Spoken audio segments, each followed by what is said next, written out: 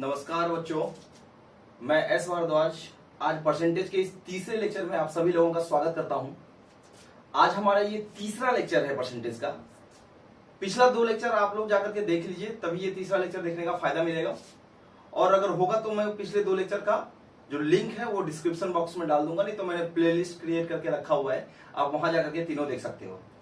पिछले 2 लेक्चर में हम लोगों ने 15 से 20 क्वेश्चन, लगभग 15 क्वेश्चन के आसपास 15 से 20 क्वेश्चन मैंने अलग अलग सवालों को देखा जो परसेंटेज से आपको रूबरू कराता है और परसेंटेज का बेसिक से लेकर के एडवांस तक हम लोग चलते हैं, है ना। आज हम लोग कुछ अलग प्रकार के क्वेश्चन को भी देखेंगे जो आपके एग्जाम पॉइंट ऑफ व्यू से बहुत जरूरी है और बहुत ही इंपॉर्टेंट टॉपिक है, क्योंकि ये अक्सर पहले सीजीएल, एसएससी, सीजीएल जैसे एग्जाम में पूछा करता था। अभी हालांकि ट्रेंड से बाहर है, लेकिन और भी जनरल कॉम्पिटिशन जो भी है उसमें सारा ये क्वेश्चन पूछता है। बिना अधिक समय लेते हुए मैं शुरू करता हूं आज का ये चैप्टर, ठीक है। देखिए, पहला जो प्रश्न है हमारा वो देख लेते हैं बच्चों। पहला जो प्रश्न है बोल रहा है कि in an examination 35% of the candidate failed in Hindi. बोल रहा है किसी परीक्षा में 35% जो लोग हैं वो हिंदी में फेल हो जाते हैं और 45% लोग जो है, जो स्टूडेंट है, वो इंग्लिश में फेल हो जाते हैं। ध्यान से समझिए, 35% लोग हिंदी में फेल होते हैं, 45% लोग क्या होता है, इंग्लिश में फेल हो जाते हैं, और 20% दोनों में फेल हो जाते हैं। 20% दोनों में फेल हो जाते हैं। बोल रहा है कि what is the total percentage of student who pass the exam. तो बताइए कि कितने प्रतिशत लोग पास हुए। मैं क्या कह रहा हूं कि किसी भी परीक्षा में 35% लोग हिंदी में फेल हो गए, 45% लोग इंग्लिश में फेल हो गए और 20% लोग दोनों में फेल हो गए। देखिए, तीनों फेल है, ठीक है। अगर इन दोनों में कोई पास होता है तो फिर अलग अप्रोच लगाना पड़ता। पहले आप ये देख लीजिए कि तो दोनों में फेल हो गए। अब आपको क्या करना है, अब आपको ये समझना है कि पासिंग परसेंटेज क्या है, मतलब percentage of student who pass the exam. तो पास द एग्जाम मतलब कितने लोगों ने पास किया। अब कुछ मत कीजिए, एक वेन डायग्राम मेथड है, उसी मेथड से मैं बना रहा हूं, ठीक है। लेकिन इसमें आपको ये ध्यान रखना, मैं कोई फॉर्मूला यूज नहीं कर रहा हूं। आप जरा ध्यान रखिए। एक घर बना दीजिए आप हिंदी का, ये एक घर मैंने हिंदी का बना दिया, ठीक। एक और घर मैंने बना दिया इंग्लिश का, ठीक। एक घर मैंने हिंदी का बना दिया, एक घर मैंने इंग्लिश का बना दिया। ये हिंदी का घर है, ये इंग्लिश का घर है, ठीक। हिंदी में कितने प्रतिशत लोग पास हो रहे हैं, तो 35% लोग फेल हो रहे हैं। इंग्लिश में 45% लोग, ठीक है ना। हिंदी में 35% लोग और इंग्लिश में 45% लोग फेल हो रहे हैं। तो अब जरा सोचिए, अगर आप 35% लोग हिंदी में फेल हो रहे हैं, इंग्लिश में 45% लोग, और ये जो इलाका, ये जो शेडेड रीजन दिख रहा है, ये दोनों का इलाका है, यहाँ पे हिंदी भी है और यहाँ पे इंग्लिश भी है। तो दोनों के इलाके में मतलब कितने प्रतिशत लोग फेल हो रहे हैं दोनों में, तो 20% लोग दोनों में फेल हो रहे हैं। यानी कि अब ये जो शेडेड रीजन है, ये होगा क्या, ओनली हिंदी, और ये जो डॉटेड रीजन है, डॉट मैंने यहां पे कर रखा है, ये हो जाएगा ओनली इंग्लिश। तो अगर आपसे इसी क्वेश्चन में मैं कह दे रहा हूं, इसी क्वेश्चन को बनाते समय मैं सारा बात क्लियर कर दे रहा हूं ताकि आपको समझ में आ जाए।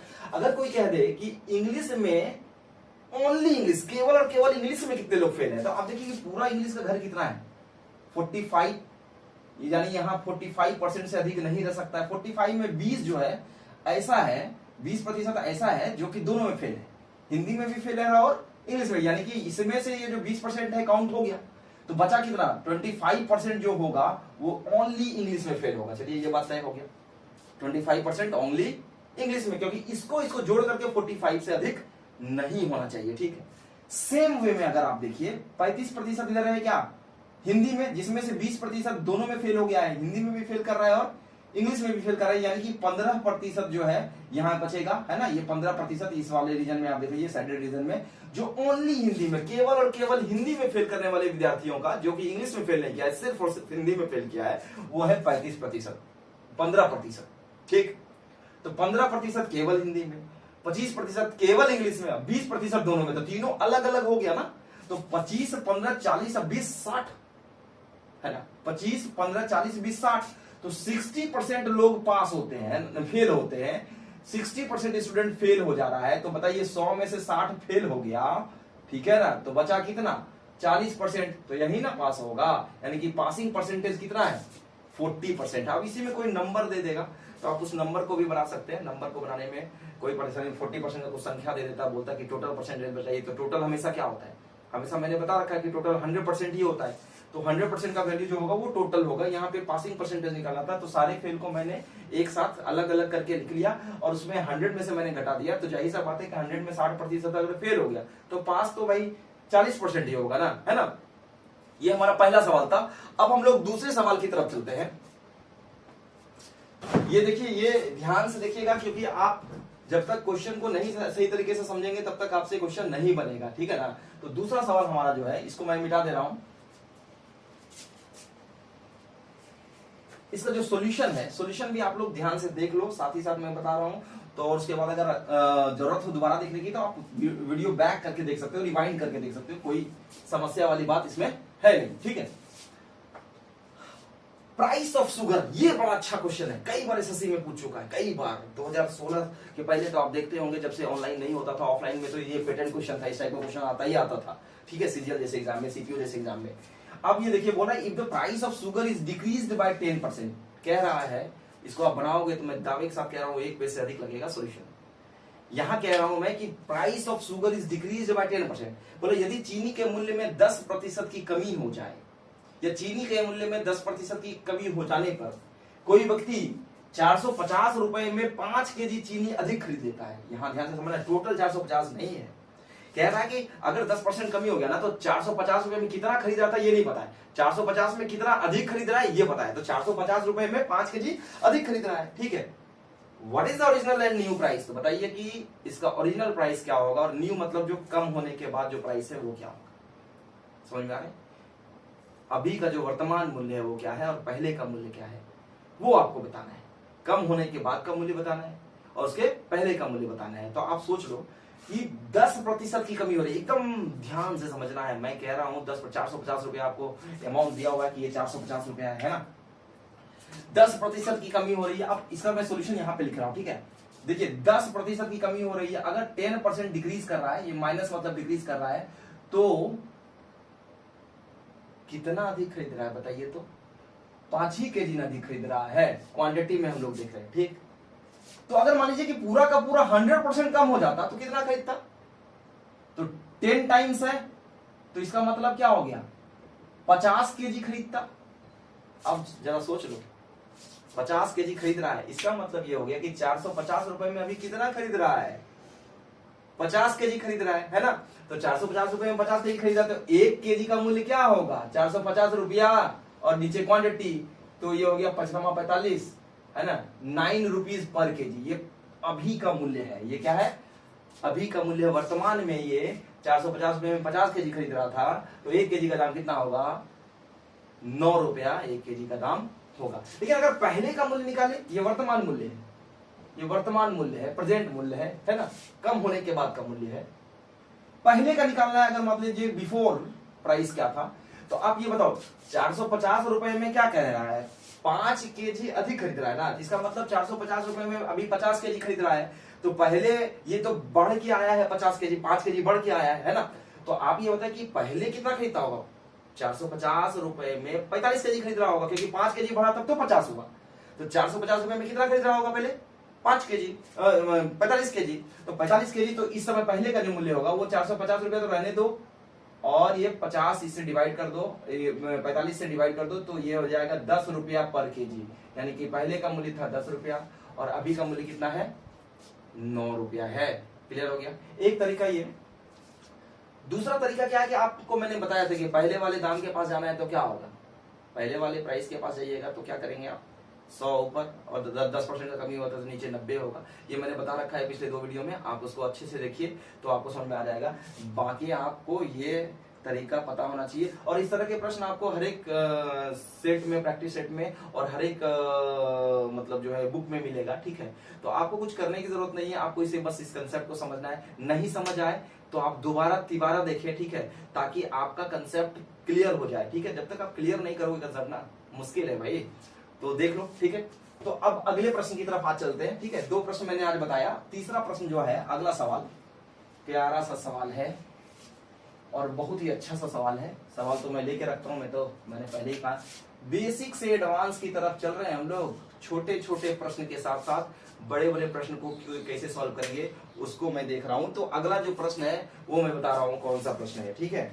ये भी बहुत कई बार पूछ चुका है। इलेक्शन वाला क्वेश्चन तो आप जानते होंगे, है ना, कैसे दो प्रत्याशियों के बीच चुनाव होता है, कोई हार जाता है कोई जीत जाता है, उस पर आधारित प्रश्नों को देखते हैं, ठीक है। देखिए आप एक क्वेश्चन है कि in an election between two candidates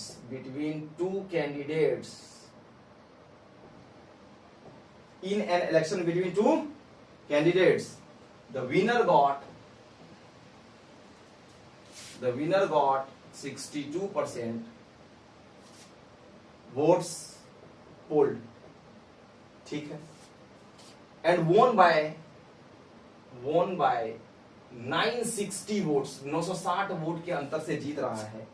What was the total number of votes polled? What was the total number of votes polled? दूसरा क्वेश्चन भी मैं साथ ही साथ लिख देता हूं ताकि आपको मतलब दोबारा समय ना जाए, ठीक है। ये क्वेश्चन नंबर 4 में लिख रहा हूं। अगला प्रश्न इसी टाइप का है, ठीक है, कि इन an election 10% of the voters did not poll, मतलब ये ठीक है, and winner got 60% votes, 60% votes polled, ठीक है। 60% of the remaining vote है, 60% of the remaining vote है, votes है, and won by 720 vote, 720 vote से जीत जाता है। Find the number of votes, find the votes for loser लिख देते, चलिए, फॉर लूजर, पूरा लिखने का जरूरत नहीं कि लूजर को कितना वोट मिला है अगर दो ही कैंडिडेट है तो। If there were only 2 candidate, मतलब 2 कैंडिडेट ही मान के चलिएगा, किसमें भी क्या है कि if there were only 2 candidate, बहुत सारे कैंडिडेट का दिमाग में नहीं रखना है, 2 प्रत्याशियों के बीच हुए चुनाव का बात हो रहा है, ठीक है। ये प्रश्न है, 2 प्रश्न मैंने ये दिया है, ठीक है। अब जो अगला प्रश्न है इसके बाद भी हम लोग देखेंगे, लेकिन पहले अभी हम लोग ये देख लेते हैं कि ये जो प्रश्न है बहुत ही शानदार प्रश्न, इसके बाद और लेंगे, मजेदार प्रश्न रहेंगे आज, ठीक है। आज के सेशन में आपको परसेंटेज का अच्छा प्रश्न दिखेगा और ये सारा प्रश्न कहीं ना कहीं किसी न किसी एग्जाम में पूछा गया प्रश्न है, ठीक है। एक प्रत्याशी है, 2 प्रत्याशी के बीच हुए चुनाव में 62% वोट जो है होता है पोल, मतलब ठीक जीतने वाले को गॉट, द विनर गॉट, जीतने वाले को 62% वोट मिलता है और 960 वोट के अंतर से जीत भी जाता है। तो एक वोट, 2 अगर प्रत्याशी है तो एक जीतेगा एक हारेगा, तो उसके बीच में क्या होता है, मत का अंतर होता है। तो मतों का जो अंतर है वो कितना दिया हो कि 960 वोट से जीतता रहा है। तो बताइए कि लूजर को, तो बताइए what was the total number of votes polled. तो मैंने कहा था कि टोटल नंबर ऑफ वोट्स क्या होगा, 100%। हर एक कंप्लीट चीज को क्या लेना है, अगर कोई भी वोट इनवैलिड नहीं हुआ है, कोई भी वोट इधर उधर नहीं हुआ है, तो टोटल वोट कितना होगा 100%। तो 100% वोट है। अब इसमें से विनर को कितना मिला है 62%, तो लूजर को जाहिर सा बात है कि लूजर को 38% मिलेगा कि नहीं जी, क्योंकि दोनों को जोड़ करके क्या होना चाहिए 100%।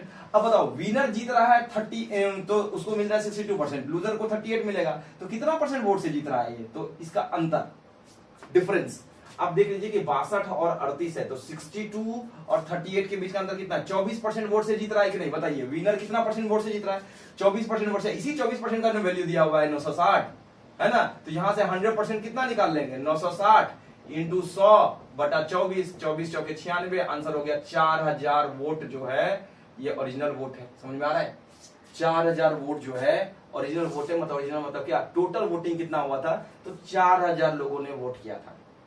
ठीक है, मजा आ रहा है कि नहीं, है ना।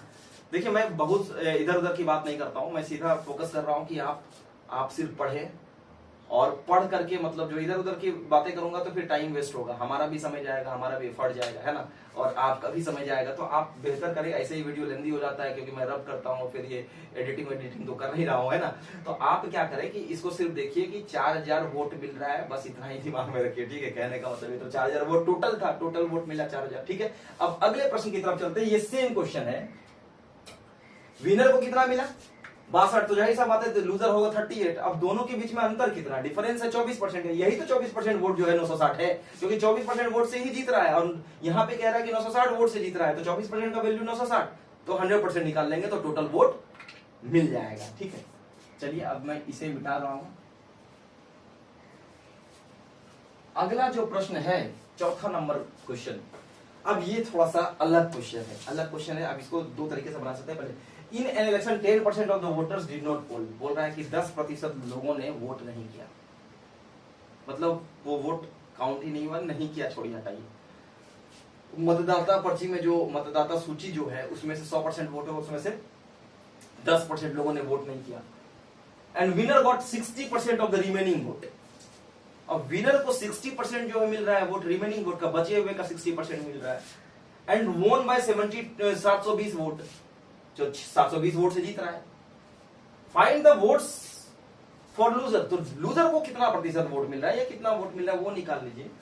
अगर दोनों के बीच, दो ही कैंडिडेट के बीच चुनाव हुआ है तो कुछ नहीं करना। अब फिर बोलिए 100% होगा, मतदाता सूची में ये टोटल होगा, इसमें से जो है 10% वोट नहीं किया, तो टोटल अब कितना बचा, इसमें से अगर 10% वोट नहीं किया तो 90 ही ना बचा, 90%, क्योंकि 10% वोट नहीं किया, है ना। अब 90 का रिमेनिंग था ना, तो रिमेनिंग का कितना परसेंट वोट है, रिमेनिंग का बोल रहा है कितना परसेंट वोट, तो 60%, तो 90 का 60% कितना होगा, 54%, है ना। और इसको अगर 54 मिल गया तो इसको कितना मिलेगा बताइए, इसको 54% मिल गया, 90 का 60% इतना।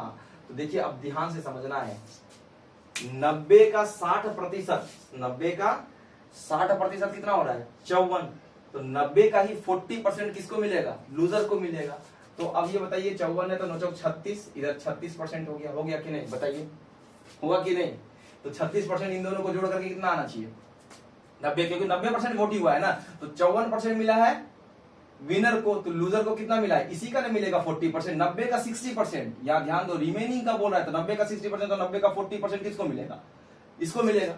तो अब इन दोनों के बीच का अंतर कितना है 36 और 54, तो 36 और 54 का बोलिए डिफरेंस कितना है, तो ये हो जाएगा आपका 18%। 18% का वैल्यू कितना है जी 720 है, क्योंकि इसी वोट से जीत रहा है, तो 100% का वैल्यू। तो अब यहाँ ज्यादा मत करो, यहाँ बोल रहा है कि 100% क्यों निकाला, टोटल वोट तो पूछ नहीं रहा है, तो क्या बोला and won by 72 vote, 720 votes, find the votes for the loser if there were only 2 candidate. तो लूजर को 36% नहीं मिल रहा है, तो यहीं से निकाल देते हैं 36%, तो 2 गुना करिएगा तो ये 36% हो जाएगा, इधर भी 2 गुना करेंगे तो 1440 वोट, ये हो गया आंसर। क्लियर ना। तो लूजर को कितना मिल रहा है 1440 वोट। क्लियर है। अगर पूछता विनर को कितना मिला तो विनर के लिए क्या करते 54%, तो 18 का ही 3% कर देते, 3 से गुना कर देते, और फिर इधर 720 को भी 3 से गुना कर देते, तो आंसर आ जाता। तो यहाँ तो पूछ रहा है कि लूजर को कितना वोट मिल रहा है, तो लूजर को कितना वोट मिल रहा है जी 1440।